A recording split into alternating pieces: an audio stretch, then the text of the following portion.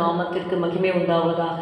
இந்த காலை வழியிலே கர்த்தர் நம்மை ஒன்று கூட்டி சேர்த்து அவருடைய கிருபைக்காக கர்த்தரை நாம் ஸ்தோத்திரிப்போம். ஹல்லேலூயா. Thank you Jesus. தேவா பிரசன்னம் தாருமே, தேடிவும் பாதம் தொழுகிறோம்.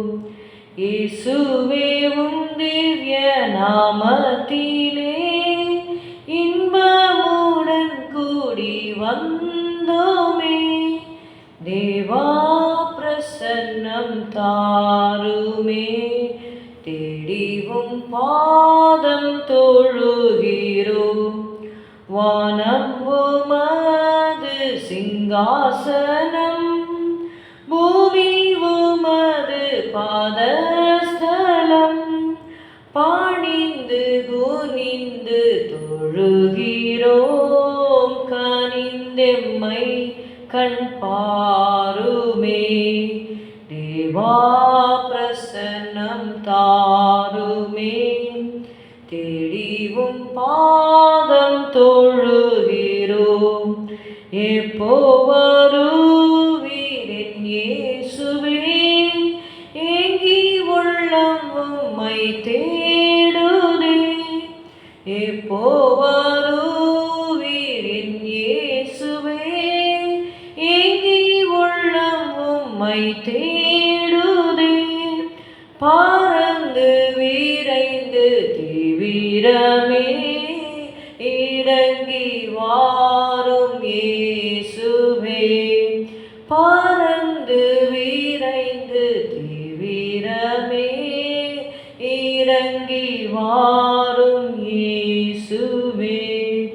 தேவா பிரசன்னம் தாருமே, தேடிவும் பாதம் தொழுகிறோம். மார்க் 1 அதிகாரம் 7 வசனம். அவன் என்னிலும் வல்லவர் ஒருவர் எனக்கு பின் வருகிறார், அவருடைய பாதரட்சைகளின் வாரை குனிந்து அவிழ்க்கிறதற்கும் நான் பாத்திரன் அல்ல. Mark 1:7. And he preached, saying, There cometh one mightier than I after me, the latchet of whose shoes I am not worthy to stoop down and loose. These are the words of John the Baptist. Humility in service. John the Baptist recognized his role as a servant and not the main figure. True ministry starts with humility. நம்ம மன தாழ்மையில தான் நம்முடைய ஒரு உண்மையான ஊழியம் ஆரம்பிக்கிறது. நம்ம இயேசு கிறிஸ்துவை குறித்து நம்ம அறிந்திருக்கிறோம். ஜான் 13ல் யோவான் 13வது அதிகாரத்தில் அவர் ஒரு சீலையை எடுத்து தன்னுடைய அறையில் கட்டிக்கொண்டு சீஷருடைய பாதங்களை அவர் கழுவ தொடங்கினார் என்று சொல்லி வாசிக்கிறோம். கால்களை எல்லாம் அவர் கழுவுகிறார். யோவான் 13வது அதிகாரம் 5வது வசனம் 4வது வசனம். போஜனத்தை விட்டு எழுந்து வஸ்திரங்களை கழற்றி வைத்து ஒரு சீலையை எடுத்து அறையிலே கட்டிக்கொண்டு பின்பு பாத்திரத்தில் தண்ணீர் வார்த்து சீஷருடைய கால்களை கழுவவும் தாம் கட்டிக்கொண்டிருந்த சீலையினால் துடைக்கவும் தொடங்கினார். We see here the humility of Jesus. Also he says in 13:14 of John, ஆண்டவரும் போதகருமாகிய நானே உங்கள் கால்களை கழுவினதுண்டானால் நீங்களும் ஒருவருடைய கால்களை ஒருவர் கழுவ கடவீர்கள். நான் உங்களுக்கு செய்தது போல நீங்களும் செய்யும்படி உங்களுக்கு மாதிரியை காண்பித்தேன். So Jesus here showed the true humility and he wanted us to make him as a pattern to follow. Pointing to Christ. Our work should direct people to Jesus, not ourselves. See, John the Baptist was actually telling these statements about Jesus. There cometh one mightier than I after me, he says. So he is not projecting himself, he is projecting the people to Christ. John's mission was to prepare the way, not seek his own glory. அவன் கர்த்தருக்கென்று வழியை ஆயத்தப்படுத்துகிறவனாக இருந்தான் என்று பார்க்கிறோம். And he was acknowledging God's supremacy. Christ's power and the authority surpass all. Recognizing his greatness keeps us dependent on him, not our own abilities.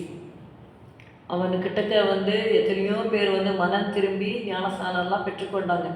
சேவகர்கள் வந்தாங்க, பெரிய படித்தவர்கள் எல்லாருமே வந்து யோவான் கிட்டக்கு வந்து நாங்கள் என்ன செய்யணும் என்ன செய்யணும்லாம் சொல்லி கேட்டாங்க. இவ்வளோ காரியங்கள் யோவான் மூலமாக நடக்கிறதாக இருந்தால் கூட அவர் என்ன சொல்கிறாருன்னா, அவருடைய பாதரட்சைகளின் வாரை குனிந்து நான் அவிழ்க்கிறதுக்கும் பாத்திரன் அல்ல அப்படின்னு அவர் சொல்கிறத நம்ம பார்க்குறோம். ஸோ திஸ் மேக்ஸ்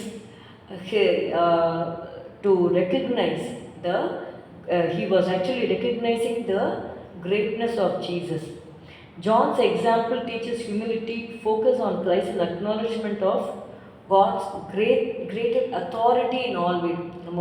நம்ம அநேக காரியங்கள் நம்ம செய்கிறோம், ஆனால் எல்லாவற்றிற்கும் மேலாக தேவனுடைய ஒரு ஆளுகை நம்மை விட பெரியது என்பதை நம்ம கட்டாயமாக உணர்ந்து கொள்ள வேண்டும். அதனால there cometh one mightier than I, என்னிலும் வல்லவர் ஒருவர் எனக்கு பின் வருகிறார் என்று சொல்லி யோவான் சொன்னதை பார்க்கிறோம். நம்ம சொல்லும் பொழுது நமக்கு முன்பாக ஆண்டவராகிய இயேசு கிறிஸ்துவை எல்லாவற்றிலேயுமே அவருக்கு நம்ம மகிமையை கொடுக்க வேண்டும் என்பது நம்ம முக்கியத்துவம் கொடுக்க வேண்டும். ஆண்டவர் நமக்கு எல்லாமே கொடுத்துருக்கலாம், எல்லா அந்தஸ்து கொடுத்துருக்கலாம், அறிவை கொடுத்துருக்கலாம், ஞானத்தை கொடுத்துருக்கலாம், செல்வத்தை கொடுத்துருக்கலாம். all are God's gift to us. So we அந்த வெளிப்படுத்துகிற விசேஷத்தில் நீங்கள் பார்த்தீங்கன்னா அவங்க தங்களுடைய கிரீடங்கள் எல்லாம் எடுத்துகிட்டு போய் ஆண்டவருடைய பாதத்தில் வைக்கிறாங்க என்று சொல்லி பார்க்கணும். அப்படியாக all God is worthy of all glory. எப்படி நம்ம இதை நம்ம யோவான் ஸ்நானன் இடத்துலேருந்து நம்ம கற்றுக்கொள்ளுகிறோம் என்று சொல்லி பார்க்கிறோம். ஸ்தோத்திரம் அப்பா, உம்மை துதிக்கிறோம் ஆண்டவரே. யோவான் ஸ்நானனுடைய வாழ்க்கையிலே ஆண்டவரே அப்பா, எனக்கு பின் வல்லவர் ஒருவர் வருகிறார் என்று சொல்லி தன்னை தாழ்த்தி ஆண்டவரே அப்பா, அவன் மூலமாக எத்தனையோ செய்கைகள் செய்யப்பட்டாலும் ஆண்டவரே கிறிஸ்துவுக்கு நேராக ஜனங்களை வழிநடத்துகிற ஒரு கருவியாக அவர் செயல்பட்டார் என்று பார்க்கிறோம். ஆண்டவரே ஸ்தோத்திரம் அப்பா, ஸ்தோத்திரம். எங்களுடைய வாழ்க்கையில் கூட ஆண்டவரே உமக்கென்று வழியை ஆயத்தப்படுத்துகிறவர்களாக ஜனங்கள் உம்மை நோக்கி பார்க்கும்படி ஆண்டவரே எங்களுடைய வாழ்க்கை இருக்கத்தக்கதாக அந்த தாழ்மையை நாங்கள் தரித்து கொள்ள கிருபை தரும்படி நாங்கள் ஜெபிக்கிறோம். இயேசுவின் நாமத்தில் பிதாவே, ஆமென்.